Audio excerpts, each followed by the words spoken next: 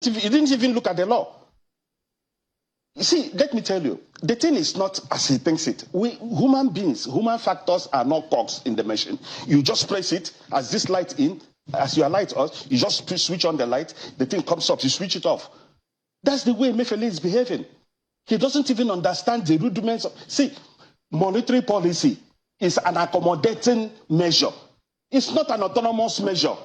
It's the finance side that is the autonomous measure. So you accommodate the activities. You accommodate the excesses of the financial sector. If there are budgetary deficits, then you use this to accommodate. Professor, most of my viewers, those of them who respond to me immediately, that I feel most of them are not are very mathematically, unlearned like me. I'm not very savvy with mathematics and figures. Break it down for us, Prof. Yes.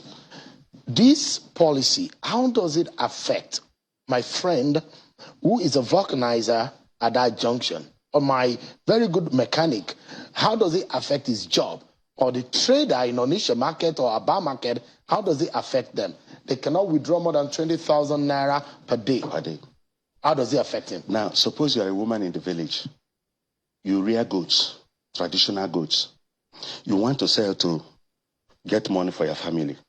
Now you go to the market. You take your goat there. Your goat is how much? 25,000. A man comes. In that rural market, you start looking for a person who has POS and whose POS is working. Maybe you have the electricity to charge it. And again, it has a network. You see the coincidence of transactions. We are going back to the barter trading systems because it's coincidence of you have to look for one who has. You look at it, it does look to me like CBN wants to digitize the platform of transactions, which to me we are moving to the realm of the modern world. That's the next phase of life. You are right. You can do that, but empirically, you see, we have not gotten there yet. See, the problem is this.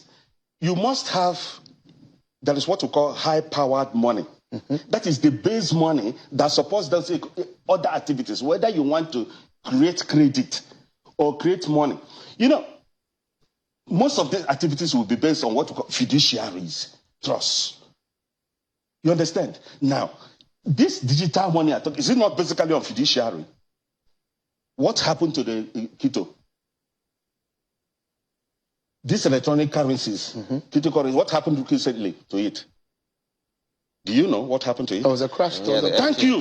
Why would it? See, let me tell you, sincerely speaking, if you understand the function of money in circulation, you will understand there must be a backup. You don't have to issue, our central bank is issuing our money on fiat. There are no gold or dollars. You are backing the money, the quantum of money you are pushing in the system. So when it crashes, every person starts scrambling. Just the same thing that happened at cryptocurrency. It crashed the man. So do you think that this is political? Let me come back to the honorable. Do you think it's political in any way? Maybe because the election and they see the manner in which politicians are going and they want to curb, for example, the vote buying phenomenon. Okay, yes, but very quickly, let me just refer to what Prof said with regards to even the e-Naira. You know, this is a discussion for another time. That too, some of us have raised the issue, did not and does not have legislative backing. There's no legislature to guard it as is done in other climes. Are you saying it's illegal? It is illegal as far as I'm concerned. And that is something we're going to take up with regards to the provisions of the CBN's powers in that regard. But there's a lot of trillion of naira that have gone through that platform already. Well, these are the issues we're having in our country where the legal provisions of our statutes are not being adhered to.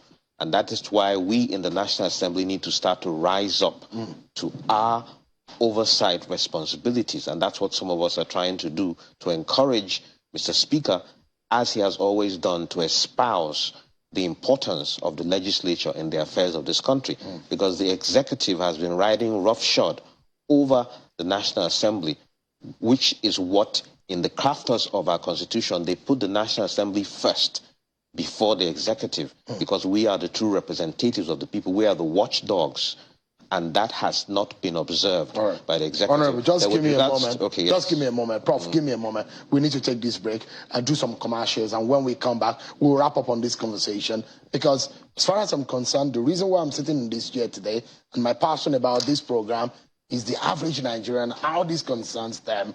We'll take a break, everyone. And when we return, we conclude the conversation on the CBN policy. Professor Ozoisi with me and Honorable Mark Bila. And we look at how this affects you.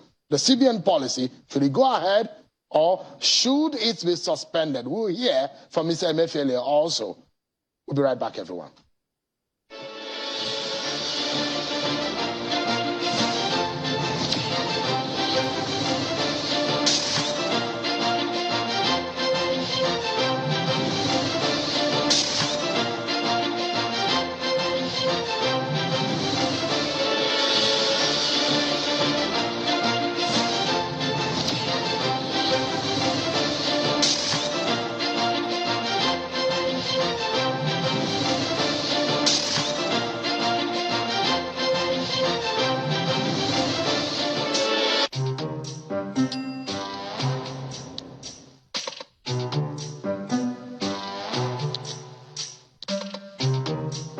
I'm about to serve better breakfast. If you're in Lagos, you need to see this.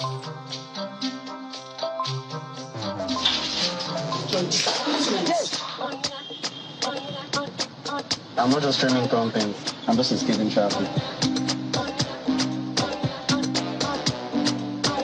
Get more data to enjoy exclusive content. Dial *141# now. Airtel, the smartphone network. At the advent of transition 2015, local governments in numbers, in Borno, Yobe, Adamawa, were under insurgents. But today, they are the most quiet inch of the Nigerian soil under the control of insurgents is the biggest achievement of administration in international security. Yes, there are still challenges here and there. There are still challenges here and there. The tell you of any nation where there are no security challenges. No. This message is brought to you from the Federal Ministry of Information and Culture. My name is Austin Azuko Kocha, but you all call me JJ. That's because I was so unstoppable, they named me twice. During my days as a professional footballer, I played as an attacking midfielder. When I was a kid growing up in the cold city of Enugu, I had just one dream, and that was to be an unstoppable professional footballer with titles and records to my name. Yes, I went ahead to win titles in Europe and Africa during my playing days. Those days, there were times when it was difficult for me to perform due to injuries or when it seemed that I was out of form. But you know what? I never stayed down. I remained unstoppable. In fact, I always came back better, dribbling in an unstoppable way, assisting goals and scoring goals. No one could stop me, not even malaria, when mosquito bites. Now you too can be unstoppable if you use Lonart against malaria. Lonart, a combination of Artemether and lumefantrine. Lonart, be unstoppable. It's not just any door. It's new Watson doors, made from nature's finest and refined elements. A door that opens up to the beauty of your home and office space. Elegance, luxury, and class. New Watson Doors Industries Limited. Public service announcement. Ndimo Ndewonu. In keeping with the vision of positioning Imo as the leading digital economy state in Nigeria, His Excellency Distinguished Senator Hope Uzodimma, the Executive Governor of Imo State, through the Ministry of Digital Economy and E-Government, is commencing the first phase of Skill Up Imo project aimed at training 100,000 Imo-lites, specifically the youths. The training will be on entry and advanced level digital and entrepreneurship skills, which include data analytics, mobile app development, and many more. Visit the ministry's website www.imdeeg.org.ng. Prospective candidates who are shortlisted for the final batch of the training will be contacted via SMS and emails. The Registration starts on the 28th of October 2022, and due to popular demand, registration will now end by 31st December 2022. Signed, Dr. Chimezie Amadi, Honorable Commissioner, Imo State Ministry of Digital Economy and E-Government. Imo Digital Economy Agenda. Technology, opportunity, people.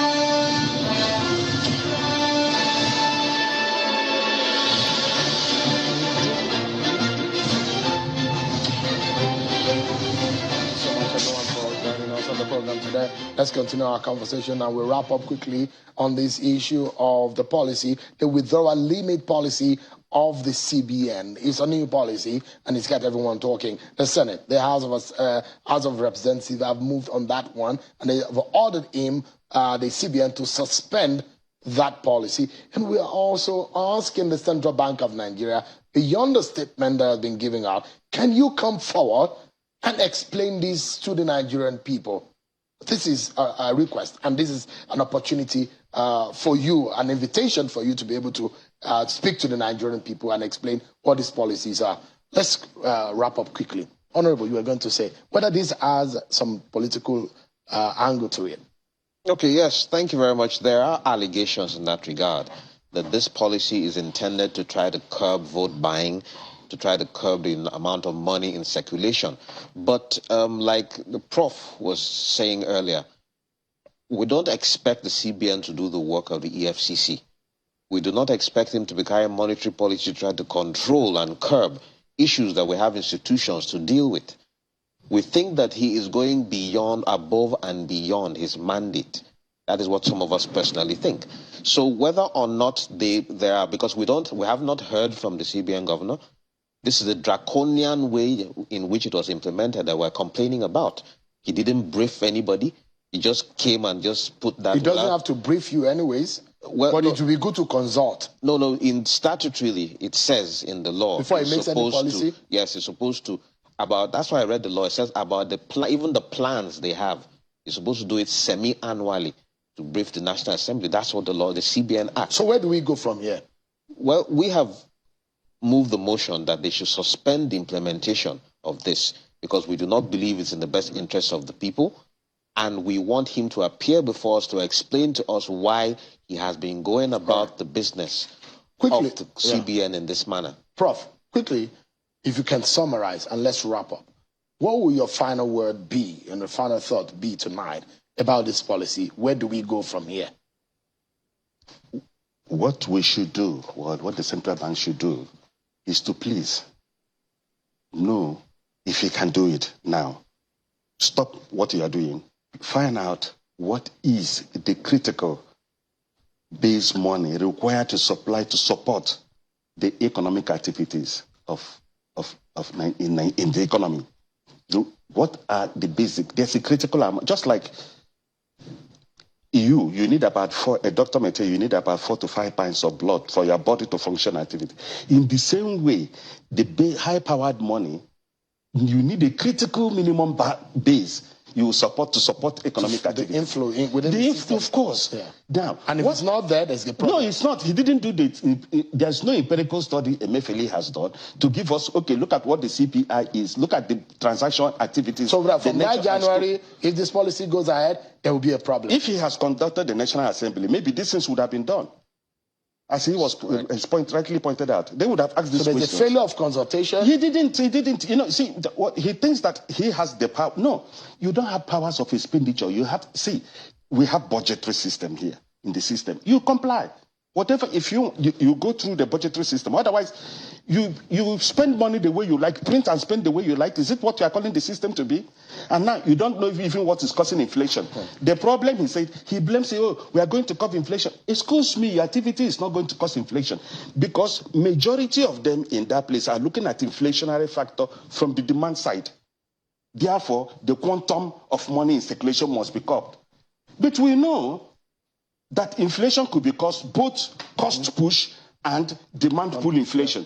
Now, if the demand pull aspect is symptomatic in most cases, therefore, if you go by quantity to reduce the quantum of money, you'll be having problem.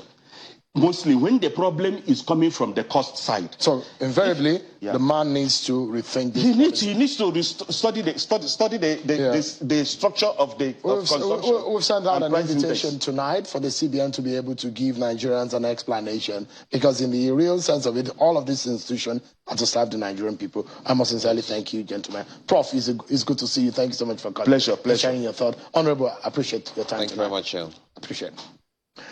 Well, now, we'll switch gears now, everyone, and we'll look into the Labour parties and internal workings. The APC and the PDP in the last election cycle gave each other a real fight. But it appears the race is no longer a two-horse race as it used to be traditionally in our politics. Now, the Labour Party is getting a lot of patronage and increasingly is getting some support from across the country. But how far can these support take them?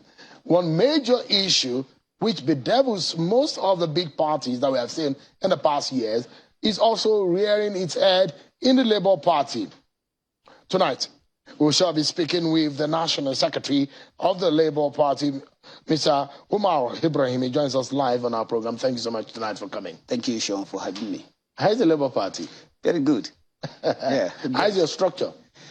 Very formidable. Because that's what you have been criticized of, that you do not have a structure. Well, that is how they have been deceived. So you have a structure? Very, very formidable structure. So your opponent should be ready for a shocker? Very, very much. How much of a surprise should they be expecting? Well, we are certainly hoping to Peter Obi to be sworn in as the president of Nigeria 2015. But how also are you dealing with, because we see some of the issues bedeviling the bigger parties are also affecting your party. For example, in Ogun State seems to be having a problem. There is a petition that has emerged today, as I will show you, and they've petitioned your national chairman, and the petition has shown that this is the petition. It was coming from one of your members in Ogun State, and part a chieftain of your party in Ogun State, directed at the national chairman over expenditures made fraudulently. Those are the allegations made against your national chairman. And there are allegations also made against the director general of your campaign organization. Why is this coming? Why is this happening? Do you have any response to the allegations that are being made? Well, Sean, we are in a race to take over the presidency of Nigeria. And power and power struggle is a very, very, very difficult thing. To grab power or to take power from incumbency, you have to face a lot of challenges. And these are part of the challenges we are facing. Some people have compromised. They allow themselves to be infiltrated by the outsider so that they will come and start making all false allegations about the membership of the party, among the leadership of the party. You can see it is not out of place to be receiving all this kind of petition. In the other bigger, so-called bigger parties, we have heard that so many allegations of billions of naira happening among them. And when we received this kind of thing, in fact, I'm just seeing it for the first time. So, and if a leader or in the party has any issue, the party has internal, conflict resolution mechanism. And then for someone to come and make it solid, not just go and make it public and start ridiculing himself, ridiculing the party. This allegation, you allege someone, fraudulently allegation, is something that is really criminal, and he can go to the court of law to seek redress. However, issues in Ogun, we have had this crisis of the Ogun State chapter of the party. Suspending one of the members without following the due process. We have enshrined in our constitution, the due process of how to suspend a member, how to take a member, or how to, the recruitment process even in the party, the membership process is there. And then when you are going to discipline a member, you have to give him a fair hearing, call him, query him, and then give him a chance to defend himself, which such kind of thing have not happened when the Ogun State chapter took that decision to unilaterally suspend Dr. Doyin Okupe. That is the highest order of impunity. And party at the national level, we quickly swept into action. We debunked them. We void it. We stated in the whole law to know that their action is null and void. And the publicity secretary, Mr. Arabambe, which we've seen in the public recently, his action and actings, that will clearly tell you that he has been compromised. For a party member to have taken the party to court after a successful judgment has been passed or had been received by the party for its candidate to fill its candidate in a very critical state like Lagos, where we have almost none of the candidates were there as a result of his inactions, as a result of his inability to do the right thing. So because the allegations, perhaps one of the issues is that when the Labour Party presented itself, especially when the candidate came on board, it presented itself as a party that is coming with some level of clean hands and integrity and all of that. Perhaps that's the reason why some Nigerians are now critical about what is going on in your party. And when these allegations, when people say 3 million, 2 million, this amount are being paid and gone into the hands of leaders of the party and which are not accounted for, and the allegations of fraud are coming here and there, beyond debunking it is the fact that a proof of that that these things didn't happen has to be concrete and needs to be made given to the public. Are you able to speak to some of the issues of the monies, for example, like Arabambe has put forward? Well, like I said, of course, the general public have confidence on the party, and that is why we've seen all these massive, influx of people coming to join the party and join the bandwagon of the Peter Obi presidential, aspiration. We are not saying that there are where all of us are sent. But however, some people will go out of their way to blackmail the leadership of the party out of their desperation if they didn't get what they want. I believe I don't want to join issue with Arabambe because a disciplinary action or a disciplinary committee has been set up to ensure that whatever he is saying, he bring it into to prove it. Have you finalized on the disciplinary action? No, I think it's been on the process, it's on the ground, and that is why we plan to suspend or expel him. Well, it depends on what the Constitution provides, and if his action proves that he should be suspended, or for the record, Arabambe was the former chairman of Ogun State chapter of the party. After the 8 years tenure, expiration of his tenure, then the NWC felt that since there is a vacancy that exists, he just let him come and act, and his acting position has already elapsed. So within the constitutional provision of the party, you can act only within 6 months. That's your explanation of the reason why this is going on. So that is the reason. So the desperation that, there is a high desperation on why he is doing what he's doing. What we are saying is that, you see, Seun, you are a member of the party. You are supposed to be an image maker of the party. The party got judgment, favorable judgment to fill its candidate, and you are going against that judgment, going to appeal court to the Supreme Court. Can you imagine this? So what are you insinuating? Are you saying that he's being sponsored? Certainly, he's not acting. He's acting some other people's script. Okay, let's talk for another few minutes or so about the agenda of your party.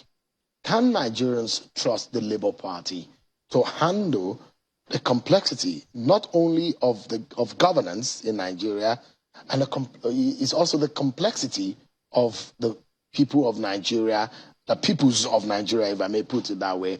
Nigeria is a complex society.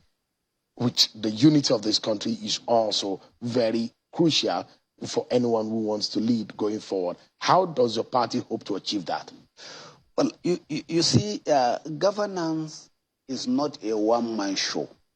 It is a collective responsibility of the people, and it's a teamwork. So Peter Obi, as he has clearly stated in his manifesto, you can see the 7-point agenda he has, elaborated. I think that really he need to be, we have some people around him. And the people that are around Peter Obi are credible people and people with proven integrity. And we have seen how Peter Obi governed his state when he was the governor. And we have seen the development. We have seen his achievement. We have seen the integrity he has portrayed. He's one of the best candidates that you can talk about as far as affiliation of the presidential, presidential. So we can trust the templates and Peter Obi used in Anambra State for the governance of Nigeria. Yes, certainly. You look at how he had the template within the Shura, despite the crisis, engulfed his tenure of offices. He has been going to court. He has been having crisis, impeached about 2 times and then coming back to. Within that, despite such kind of hurdles, he was able to achieve tremendous success in education, in healthcare, human capital development, a lot of, So you believe that Peter Obi is in good stead to win this election? Certainly we are going to win. If there is one thing that perhaps may not make him win, what would that be? Well, that is the docility of Nigerians not to select a good leader. So if the Nigerians felt that they want to continue with the old order, that they don't want to select a leader that is going to, salvage the. So it's up to Nigerians to decide. Up to Nigerians. That's the only reason why he will not become the next. Reason why. As far as you are concerned, the Labour Party, Peter Obi is the president. Certainly, what we are seeing, what we are how we are contacting our people at the grassroots level. Right. I'm sure everywhere we go, obedience are more. They are coming, and they are certainly going to get our votes and be elected. Thank you so much, Malam Omar Ibrahim, the National Secretary of the Labour Party. Thank you so much indeed for coming. Thank you very much for having me. I appreciate it. It's my pleasure. That's our show for tonight, everyone. Many thanks for watching. I'm sure Kimale. God bless Nigeria.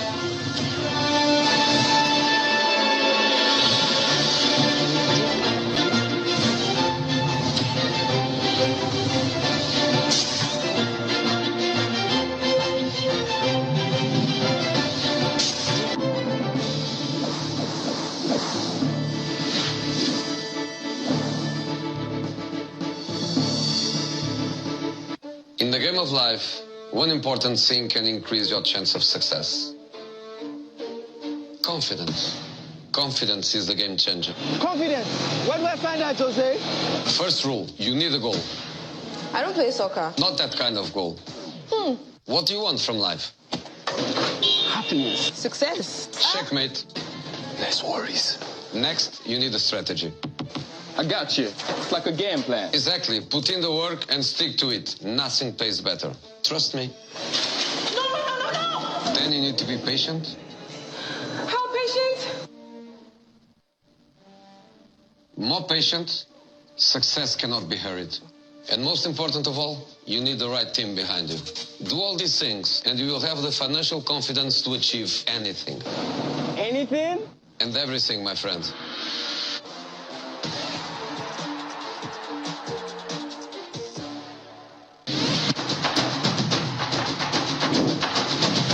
You're welcome to Elections 101 in 5, your reliable guide for accurate, simplified, and concise information on the practice and the procedure in Nigeria's electoral process. This program is about how and not who to vote.